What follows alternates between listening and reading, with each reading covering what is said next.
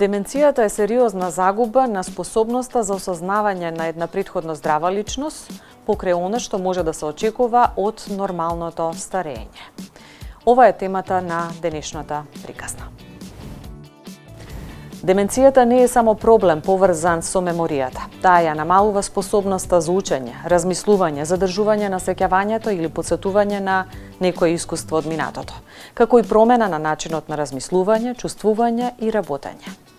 Еве што велат податоците кои што ги истраживме.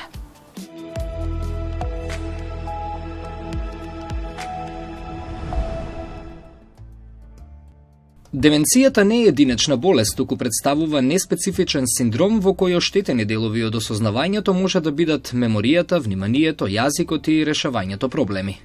Деменција е синдром кој што се карактеризира со губење на одредени интелектуални функции, било да се поединечно губат или да се губат во најразлични комбинации. Терминот деменција честопати се користи како синоним за Алцхајмеровата деменција, но сепак, кога се говори за деменција, не се мисли на една болест. Деменцијата всушност представува една група на заболувања, односно повеќе видови на деменција, меѓутоа обично кога зборуваме за деменција, најчесто зборуваме за Алцхајмеровата деменција, заради тоа што Алцхајмеровата деменција е присутна во 60 до 80% од сите деменции.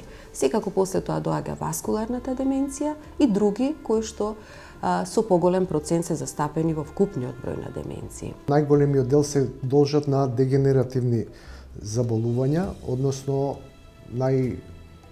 најчести од тие дегенеративни се Алцхајмеровата деменција, потоа деменција кај Паркинсоновата болест, болест на Левиеви телца се вика, значи тоа се телца што со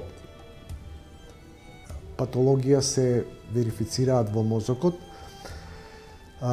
После тоа доаѓаат мултиинфарктните деменции, значи васкуларни, кои што се должат на повеќе ситни инфаркти кои со тек на време прават губиток на мозочна маса и нарушување на тие интелектуални функции. Па доаѓаат трауми, тумори во мозок, AIDS, деменција и разноразни метаболни нарушувања кои што може да направат клиничка слика на деменција. Деменцијата може да биде статична, да се појави како резултат на повреда на мозокот, или прогресивна, која резултира од долготрајно влошување на здравствената состојба, предизвикана од болест или повреда на телото. Најголем фактор на ризик е всушност старост.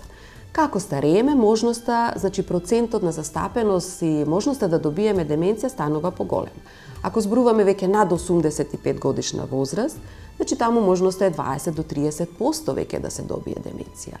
Ако зборуваме над 65 годишна возраст, тука е некаде околу 5%. Што значи дека најголем ризик фактор е староста. Колку сме постари, е поголема можноста да добиеме деменција, нели? Иако деменцијата почесто ги погодува повозрастните, може да се појави пред 65-тата година и во тој случај се нарекува почетна фаза на деменција. Би стакнала дека, за жал, можеби што ние се обидуваме стручните лица се повеќе промоција да правиме, односно свесност да постигнеме на Алцхајмеровата деменција, се со цел да што порано биде диагностицирана и што порано да преземеме мерки, како во однос на терапијата, исто така и да ги научиме луѓето како да живеат со оваа состојба, да помогнеме и на семејството и така натаму. Што е Алцхајмеровата деменција? Ако порано знаевме за некоја склероза, за некоја старачка заборавање и така натаму, тоа е Алцхајмеровата деменција. Луѓето обично се плашат. Знаете, многу често ќе дојдат клиентите во ред, јас заборавам, меѓутоа само да немам она Алцхајмер, нели што се зборува. Всушност тоа е само она, да кажеме, истите промени се случуваат во мозокот, како и кај луѓето кои што нормално стареат, кои што немаат деменција, но само тие промени во мозокот се поизразени. И ова е болест која што трае со години. Не е болест која што одеднаш ќе не промени, одеднаш ќе ни земе се, одеднаш нели тој член на семејството веќе ќе го нема. Тоа се случува со години постепено и навистина е важно навреме да ја диагностицираме, да почнеме со терапија, луѓето да се адаптираат, како и човекот кој што има деменција, така и неговото семејство и да живее едноставно, да биде дел од животот на своето семејство и секако одреден квалитет на живот да има. За лица кај кои е дијагностицирана деменција или Алцхајмерова болест, е многу важно да се определи границата до каде тие поседуваат капацитет за да донесуваат сопствени одлуки. Доколку некој од блиските роднини на болното лице се посомнева дека тоа веќе не е способно за носење на лични одлуки и постапки, може да поднесе барање до судот кој врз основа на медицинска документација и искази на психијатри донесува одлука за одредување на капацитетот на личност. Се додека лицето е во можност да донесува разумни одлуки со полномошно, судот може да одреди лице кое во негово име ќе носи одлуки откако тоа нема да биде во можност да го прави, тоа во врска со неговите финанси, грижа за неговото здравје, имот и така натаму. Диагностиката на деменциите е малце покомплексна, значи треба да се исклучат метаболните фактори, заради тоа се почнува со лабораториски тестови, техники на имејджинг техники, кои што се гледа структурата на мозокот, магнетни резонанци, компјутерски томографии, лумбална пункција и така натака. И едно од најважните диагностички критериуми е психолошки тестирање, каде што пациентите се подложуваат на палета од психолошки тестови. Според статистичките податоци, приближно 47 милиони луѓе живеат со деменција во светски рамки. За жал и во светот, меѓутоа особено во земјите со низок и средено на приход, во кој што нели нашата земја припаѓа, најголемиот товар на Алцхајмеровата деменција го носи семејството. Што значи тоа? Дека кај нас, за жал, се уште лицата со деменција ги немаат сите можности кои што ги имаат граѓаните во, например, во земјите на Европската Унија, нели? Сите можности. Реков, значи, во најголем процент живеат дома со своите семејства, што секако е препорака секогаш додека може лице кое што има проблеми, нели, со памтењето, што подолго да остане во својот дом, доколку има можности за тоа секако и доколку семејството може да пружи она што треба, што му се е потребно на лицето, меѓутоа секако постојат во светот, да кажеме, и дневни центри. Постојат дури центри за една, да кажам, окупациона социјална стимулација на старите лица, но исто така дневни центри за лица кои што имаат деменција, каде што може да се, да кажеме, помогне на тоа лице во однос на социјална стимулација, когнитивна стимулација, окупациони активности, а во исто време членот на семејството, обично тоа се брачните партнери или децата, нели, на лицето со деменција, да сепак ги завршат и своите обврски, да сепак имаат малку време и за себе. Секој пациент ја искусува состојбата на деменција и умереното намалување на когнитивните функции на различен начин. Деменцијата им го отежнува животот на над 50 милиони луѓе во светски рамки, додека бројот на пациенти со вакви заболувања се очекува да се триплира до 2050 година, особено во земјите со послаб економски развој. Моментално 2/3 од пациентите се од овие земји. Според статистиките, жените почесто го имаат овој проблем во однос на мажите.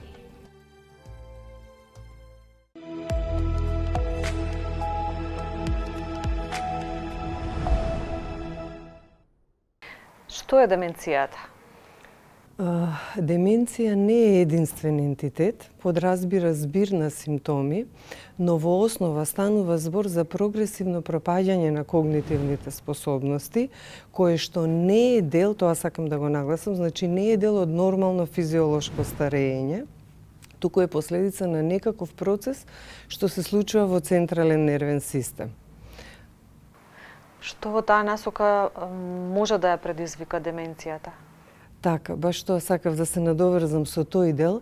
Повеќе чинители има. Вообичаено, кога ќе кажеме деменција, мислиме на Алцхајмерова болест, која што е отприлика 2/3 од сите деменции отпаѓа на Алцхајмерова болест. И затоа почнувам со таа етиологија. Всушност, станува збор за дегенеративна промена, дегенеративна кортикална промена. Значи, причини може да бидат од дегенеративна природа, како што кажавме најчесто Алцхајмер, тука влегува и фронтотемпорална деменција, Паркинсонова болест, Хантингтонова болест. Меѓутоа, може да има и многу други етиологии. Една од почестите е васкуларна етиологија, значи кога до редуктивни промени во когнитивни функции и промени во поведение, предизвикани од последица, например, на мозочни инфаркти, ако станува збор за поголеми крвни садови. Меѓутоа и помалите крвни садови, доколку имаме повеќе годишен проблем со хипертензија, со дијабет и различни други причини, може да доведат до промени во мозочното ткиво, а тоа понатаму да доведе до нарушување на мозочните функции.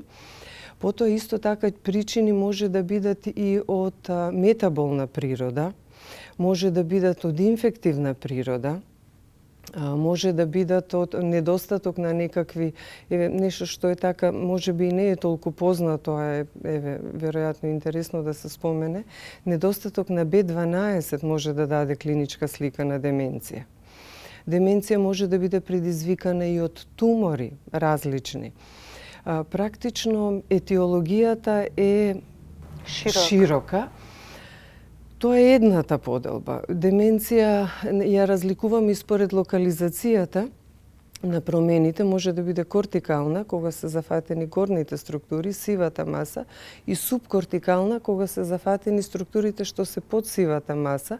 Меѓутоа, оваа поделба може би на почетокот, додека не е напредната болеста, може да кажеме кортикална или субкортикална, но кога ќе напредне болеста, едноставно таа се шири и ги зафаќа сите структури.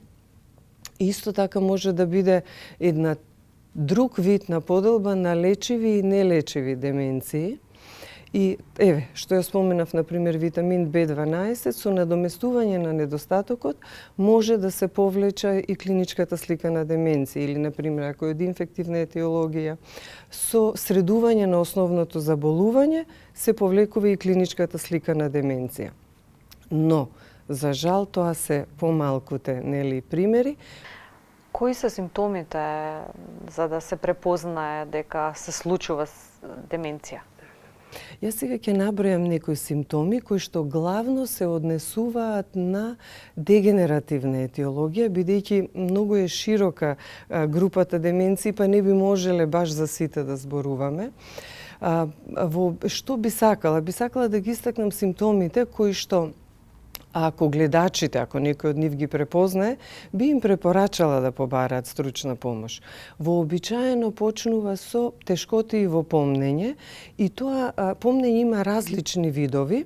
Кога станува збор за дегенеративна етиологија, вообичаено страда способноста за помнење на ново научени содржини. Например, нема да знаат дали вчера се напиле лек, а ќе се сетат, не знам, како биле облечени во прво оделение кога биле, не знам, на приредба.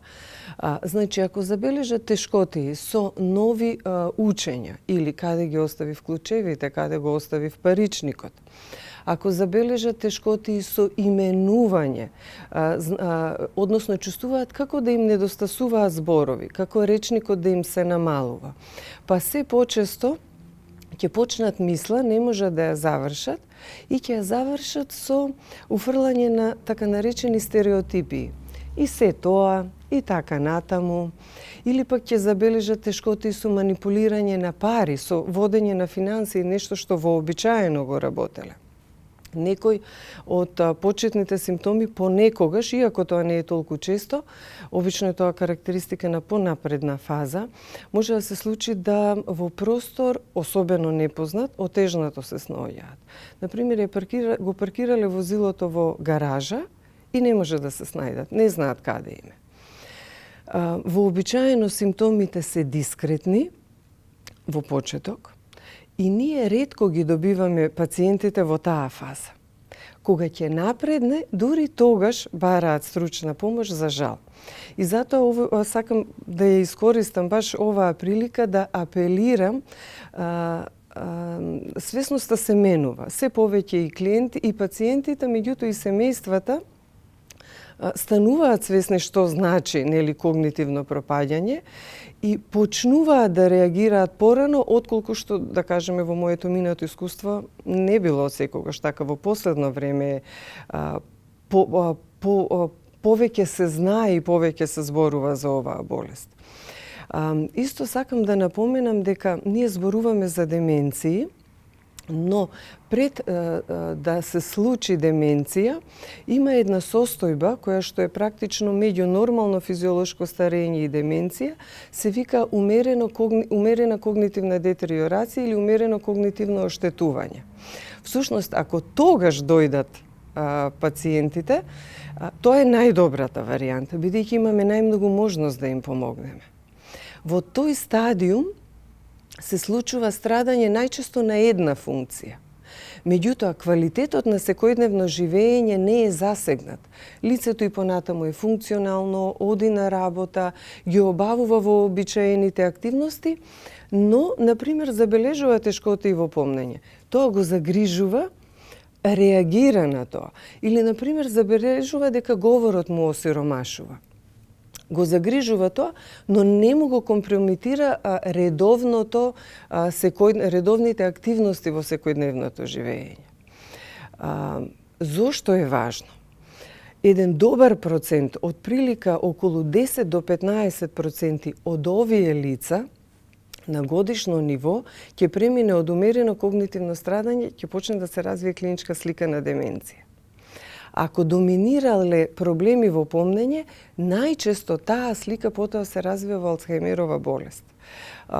Не е случај со сите и не секоја умерена когнитивна детериорација завршува со деменција, но секој кој што чувствува било каков дискретен проблем, сметам дека е подобро да побара стручна помош, отколку да го остави со надеж дека нели ќе помине.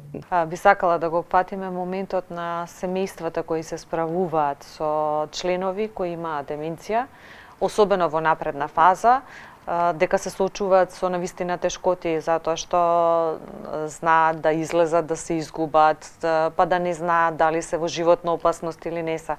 Како да се справат семејствата со... Тоа е предизвик. Предизвик е за лицето што страда и предизвик е за семејствата. Практично деменцијата го засега целото семејство по широката околина. Ова што го кажавте е еден од, да кажам, ситуациите кои што се поделикатни за менаџирање.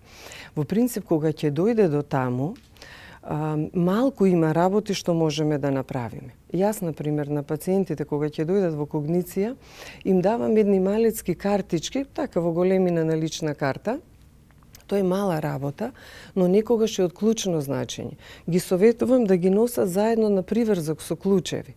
А на таа картичка е напишано име, презиме, телефон за контакт и стои јас се викам, јас сум тој и тој, имам проблем со помнење. Ве молам, помогнете ми да стасам на таа и таа адреса или запишуваат телефонски број. Зошто е важно? Затоа што лице кое страда од деменција и без тоа има проблем со помнење, конфузни се, дезориентирани.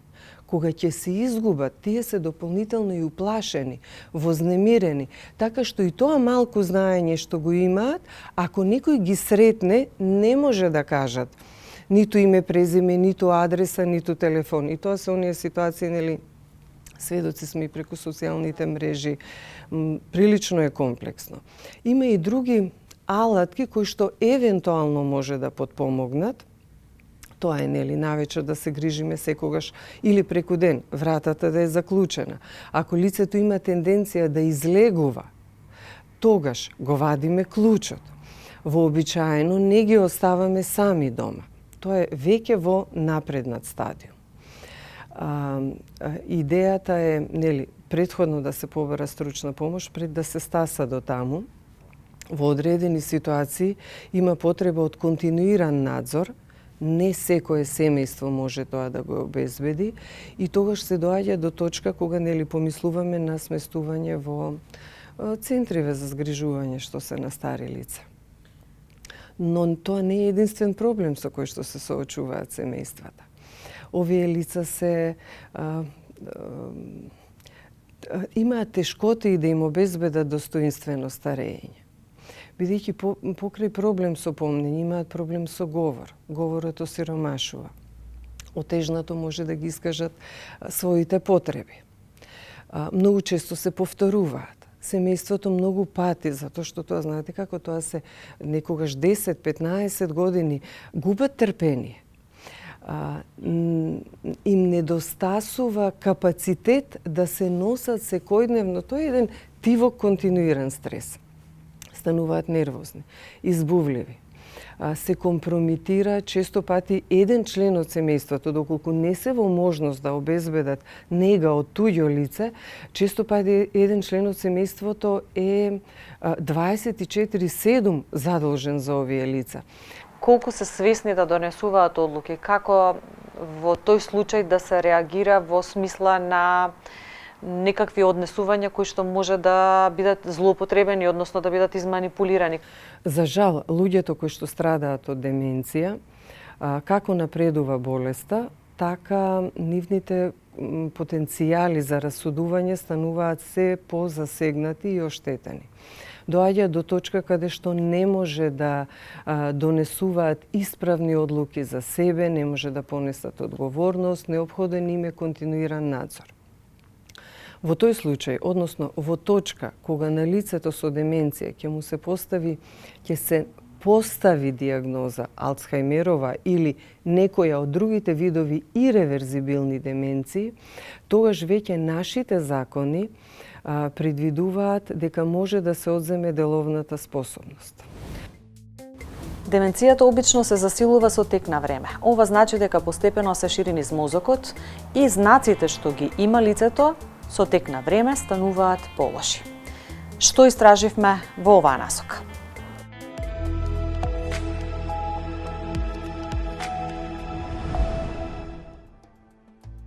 Различните форми на деменција делат повеќе слични симптоми во напредната фаза од болеста.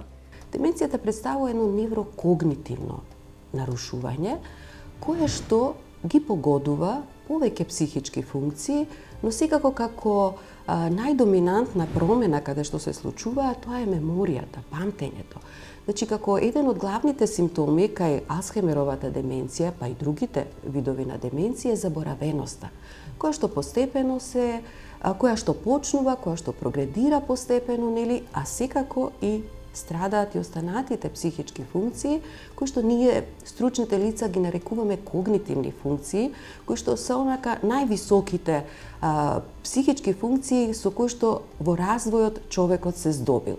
Тоа се функцијата на внимание, на учење, на сваќање, на расудување, одлучување, кои што исто така кај деменцијата, како прогредира болеста, исто така може да бидат зафатени. Секако дека емоциите, секако дека и социјалното функционирање постепено стануваат се повеќе зафатени кај деменцијата. Заборавноста е првиот момент што ќе ги однесе на лекар. Ако почнете да ги распрашувате, значи се добиваат податоци дека месеци, години наназад можеби болеста започнала со, ајде да не речам, скриени симптоми, почнува со една безволност, незаинтересираност, на работа приметуваат дека не со таа брзина ги изведуваат секојдневните рутини, почнуваат да прават пропусти во не толку кардинални, меѓутоа пропусти во секојдневните рутини. И кога ќе се јави, значи, заборавност, заборавањето почиња од банални работи, кај се оставени предмети, обврски што треба да се направат, значи забораваат по правило нови настани или нови моменти. Со прогресот на болеста се зголемува конфузијата, губењето на меморијата и нарушувањето на сонот. А освен тоа, пациентот не може самостојно да ги извршува секојдневните активности. Во оваа фаза, лесно воучливи се и промените во личноста, а пациентите се сомничави и лесно се вознемируваат. Исто така, пациентите не можат веќе да ги препознаваат членовите на семејството или нивниот одраз во огледало. Не го препознаваат просторот дома, значи не знаат што е кујна, што е тоалет, што е дневна соба. Не можат најобични работи, значи блуза, панталони, ги држи во рака, не знае што треба да направи со нив. Да не зборам неснаоѓање во простор. Прво надворешниот, значи ќе излезат на улица, не може да се вратат, па и домашниот простор подразбира тоа што го кажав. Не се снаоѓаат со пари, фактички комплетно стануваат зависни од околината.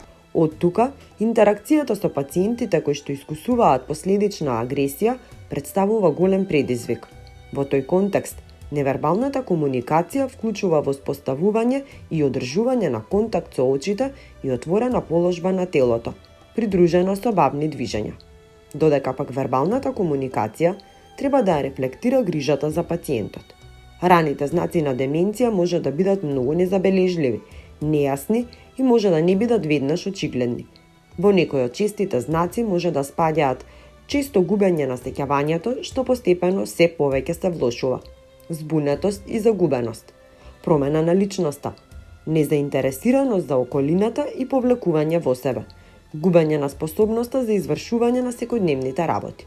Деменцијата најчесто ги погодува повозрасните, но влијае врз животот на сите луѓе околу нив. Во нашата земја, нели, има државни институции кои што се бават со грижа и нега на стари лица, меѓу кои лицата со деменции. Секако дека е познато тоа во јавноста дека капацитетите се апсолутно недоволни, дека листите на чекање се, нели, големи, иако навистина се перфектно опремени со стручен медицински кадар, особено со лекарски кадар од сите сфери, бидејќи лекувањето на лицата со деменции е, да кажеме, мултидисциплинарно. Тука треба невролог, треба психијатар, треба интерниста и другите гранки, нели, специјалист по физикална медицина и така натаму, каде што навистина државната институција, како што е, нели, Геронтолошкиот завод 13 ноември, од тој аспект се навистина опремени. Денес постојат и огромен број, нели, веќе е познато тоа, на приватни домови за нега и грижа на стари лица, кои што навистина нудат и добри услови, а сепак, нели, проблемот е за некои лица кои што не можат тоа финансиски да си го дозволат, бидејќи секако се повисоки, нели, цените отколку во државните институции. Меѓутоа, сепак, се повеќе се оди на тоа, одредени издруженија, агенции и така натаму вршат обука на лица кои што, да кажеме, се од други струки, нели, меѓутоа да научат како да им помогнат на лицата со деменција, како да пружат нега, како да пружат поддршка и се она што е потребно, нели, така да се повеќе имаме и такви лица. Исто така имаме доста развој на невропсихологијата. Тоа е психолозите кои што се едуцираат за невропсихолошко тестови, што е навистина многу значајно, особено на почетокот кога диференцијална дијагноза треба да поставиме меѓу лице кое што старе, има нормален процес на заборавање или онаму каде што е веќе почната деменцијата. Така да сепак има развој, иако мислам дека она што фали во нашата земја, она што го слушаме на светските, нели, симпозиуми и конгреси, дека треба да имаме една национална стратегија која што навистина и нема само да биде на хартија, него навистина ќе се спроведува, каде што точно е одредено како на овие лица најмногу ќе им помогнеме. Па токму затоа е потребно да се искористат сите можности и акции што ќе помогнат во нејзиното натамошно проучување и пронаоѓање одговор како да се лекува. У поглед на терапија, за жал, нема нешто драматично што би излекувало. Сите лекови што се до сега користат, се користат повеќе години наназад, нешто драматично ново нема. Првата група, значи, пробувано е со разни лекови за подобрување на циркулација во мозок, за подобрување на метаболизмот на мозочното ткиво, меѓутоа не покажуваат некој ефект. Може би кај васкуларните може нешто благо да ја успорат и да ја подобрат клиничката слика. За дегенеративните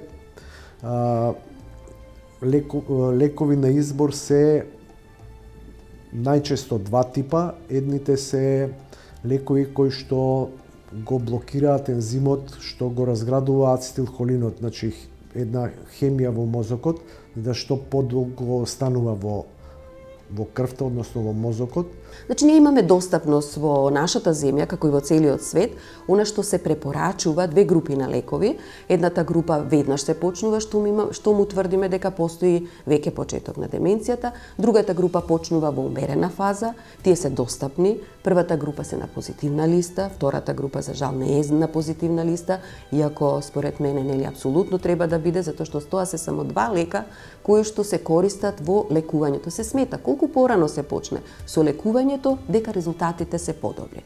Значи, оваа терапија се дава секаде во светот и треба да ја применуваме апсолутно, водејќи сметка сепак како лекари, нели, за одредени коморбидитети и така натаму.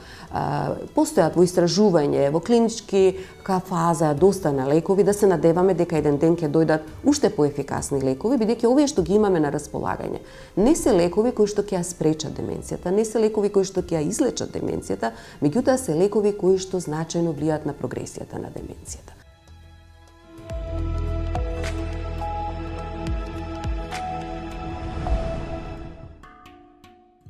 Во општество каде заборавањето се смета за составен дел од старењето, каде недостига едукација и нема скоро никаква институционална поддршка, животот на луѓето кои живеат со деменција или Алцхајмерова болест е полн со тешкотии, како за болните, така и за нивните семејства. Прво е многу малку се зборува за болеста пред се, свеста е мала, едукацијата е мала. Да не речам, може би во одредени места во државата и има и, знаеш, стигматизација и не се споделува дека некако е тоа, нели, секако се јавува склероза, некои сакаат да го наречат и пред се тука има голем проблем. Институции, помош реално многу не добивме. Единствено што, нели, мислам, за пофалба се докторите. И генерално Габриела Новотни, која што навистина добро, мислам, ја даде диагнозата и ни помогна, не повика на работилници да се запознаеме повеќе со болеста, али тоа беше повеќе не толку институцијата во која што работи, колку што е самиот човек и доктор во вистинска смисла на зборот. Друга помош нема и многу малку ја има. Таткото на Јосиф Дамјанов има диагноза Алцхајмерова болест. За приказна, искрено зборува околу сите предизвици со кои се соочуваат секој ден. Шокот, види, не е толку голем кога е диагнозата добиена, затоа што поголемиот шок е кога ги гледаш првите знаци, нели, дека и најавата. И генерално, барем ние бевме свесни горе-доле дека најверојатно е диагнозата која што ја добивме. И шокот е моментален и е многу подобро да е диагностицирано него ли да претпоставува човек. Така да шоковите се поголеми подоцна кога ги гледаш, знаеш, посериозните промени направени и создадени од болеста. Оваа болест е болест на целото семејство, затоа што негата и грижата за болниот траат 24 часа секој ден во неделата. Со години, таа нега е дополнителен и сериозен удар врз семејниот буџет. Бидејќи Алцхајмер болните можеби немаат меморија, ја губат, но препознаваат емоција.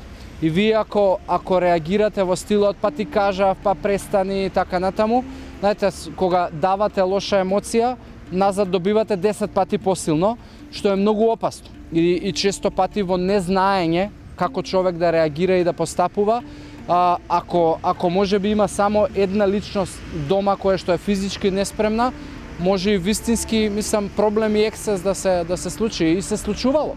Од палење, од бегање, од тепање и така натаму. Затоа е многу комплицирано да се живее со Алцхајмер. Затоа потребна е системска грижа за овие болни. Помош пред се треба за грижа.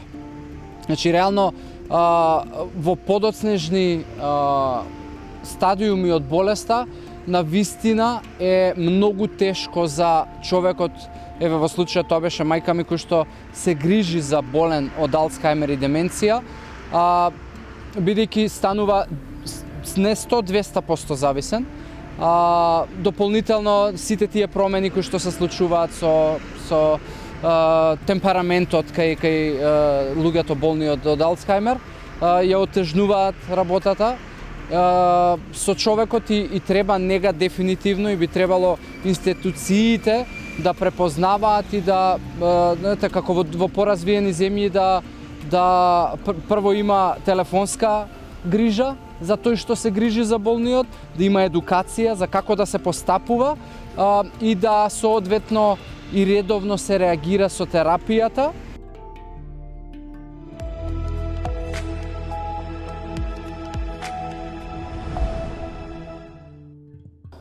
Па во првиот момент или тоа се долги моменти, нели не е тоа нешто кратко што веднаш се случува, е неприфаќање на состојбата.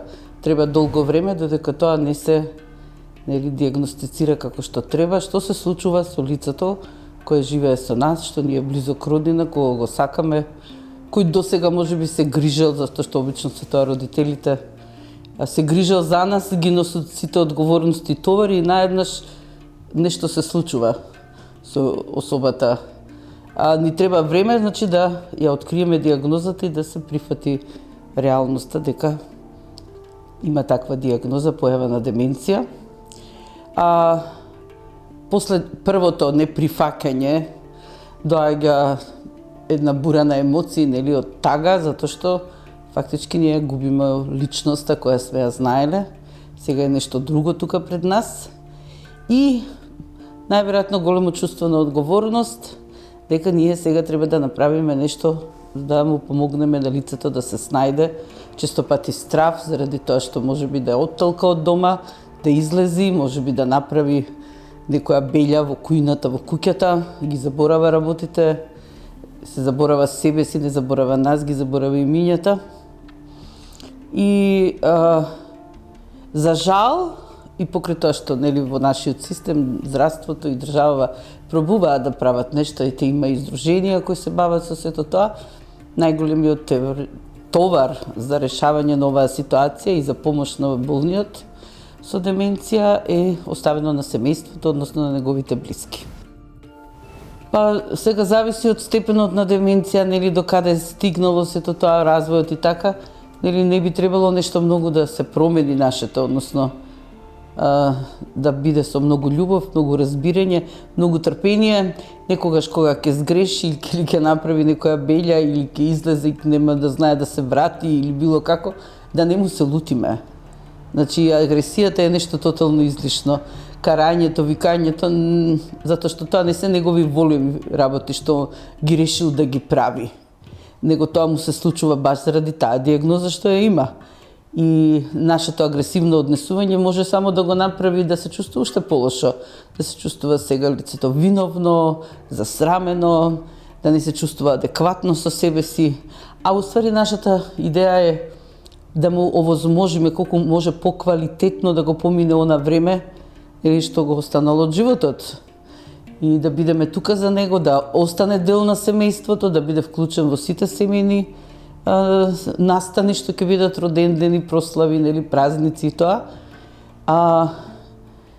И да во моментите на свесност и на присуство и тука да осеќа колку ние уствари сите се грижиме за него и го сакаме. Па нема некој рецепт, нели? Секое семејство, зависно од тоа колку лица се, како функционираат, кој оди на работа, кој не оди на работа, во што живеат, дали е тоа во куќа, дали сите заедно, дали лицето живее одделно, дали ќе го сместат некаде. Значи, секое семејство си е приказна за себе, би требало, нели, да ги во реалноста да се соочат со ситуацијата, со она што ресурсите што се околу нив и можеби сите оние членови што можат да учествуваат во сето ова, во грижата за тоа лице што има деменција, да се вклучат еднакво активно според своите способности и мислам дека тоа ќе биде најголемата помош за да се добро организираат како ќе се грижат за лице кое има деменција. Навремена, нели, лекарска нега, контроли, примање на лековите, грижата за физичкото здравје, за хигиената, за исхраната, за движењето на лицето. Значи, мора најлесно ќе биде ако е распоредено на повеќе членови во семејството. Не постои сигурен начин да се спречи деменцијата. но постојат чекори што може да ги превземете, а кои може да помогнат. Еве, кои се тие?